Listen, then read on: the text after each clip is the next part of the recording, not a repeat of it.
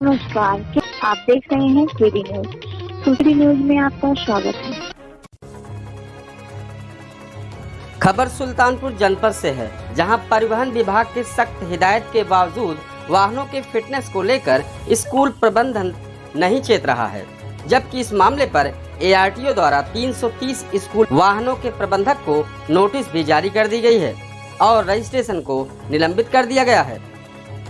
दरअसल आपको बताते चले कि परिवहन विभाग जहां एक तरफ स्कूल बसों की फिटनेस और बच्चों की सुरक्षा को लेकर फिक्रमंद है, वहीं स्कूल प्रबंधक अभी फिटनेस को लेकर सजग नहीं दिखाई दे रहे हैं, जबकि परिवहन विभाग की तरफ से बाकायदा 330 स्कूल प्रबंधकों को फिटनेस को लेकर नोटिस जारी की गई है। वहीं इस मामले में ARTO सुल्तानपुर के प्रवर्तन अधिकारी राकेश कुमार वर्मा ने क्या कहा, आप भी सुने। मेरा नाम राकेश कुमार वर्मा है। मैं सहायक संभागीय परिवहन अधिकारी प्रवर्तन के पद पर कार्यरत हूँ।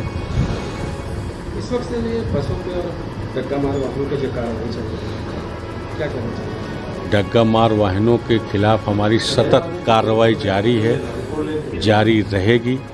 हम रोड पे किसी भी तरीके के डग्गा मार वाहनों का संचालन नहीं होने देंगे। हमारी प्रवर्तन कार्रवाई पूरी तरह जारी रहती है और लोगों को सचेत भी किया जाता है कि वाहन के जो भी पेपर्स हैं, जैसे वाहन का फिटनेस है, परमिट है, इंश्योरेंस है, टैक्स है, वो पूरी तरह से सुसज्जित रखें।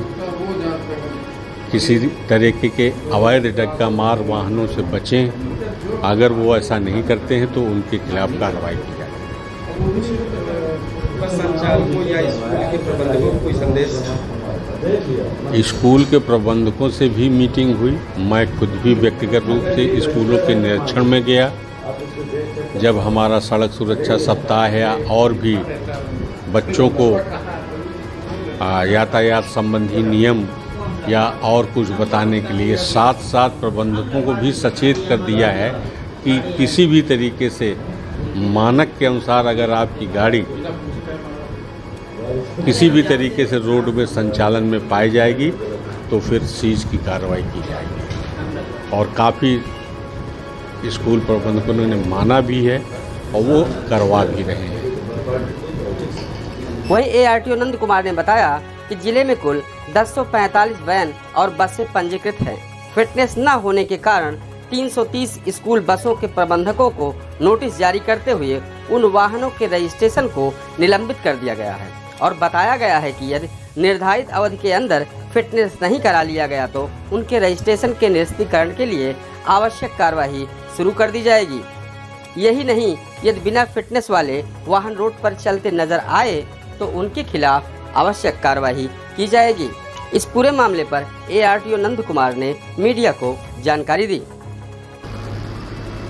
हाँ सर, ये बसों पर जो कार्रवाई स्कूली बसों पे चल रही है, उसमें क्या स्थिति है? उसमें आप मान के चलिए कि 1045 बसें हैं, वाहन स्कूली वाहन हमारे यहाँ पंजीकृत हैं, जिसमें वैन और बस दोनों शामिल हैं, जिसमें से 330 लोग अभी वाहन का फिटनेस नहीं कराए नोटिस देने के बाद भी। उसमें से हमने 330 के सारे के सारे के रजिस्ट्रेशन को निलंबित कर दिया है क्रिमिनल। और अगर ये निर्धारित अवधि के अंदर नहीं आएंगे तो ये निलंबन निरस्तीकरण में बदल जाएगा। कार्यक्रम चल रहा होगा? कार्यक्रम में चल रहा है। 29 जून तक का टारगेट दिया है, लेकिन ये टारगेट नहीं है। हम लोगों का दायित्व और कर्तव्य भी है कि इसको हम आगे भी करते रहें। हमारे ARTO प्रवर्तन साहब भी इस पर चेक और चालान की कार्रवाई लगातार कर रहे हैं। चाहे यातायात संबंधित या सड़क सुरक्षा संबंधित से लेकर जो है लगातार कार्यक्रम आपने किया है, लोगों को संकेत किया है, इस पर क्या असर पड़ रहा है अभी तक? नहीं, असर काफ़ी पड़ा है।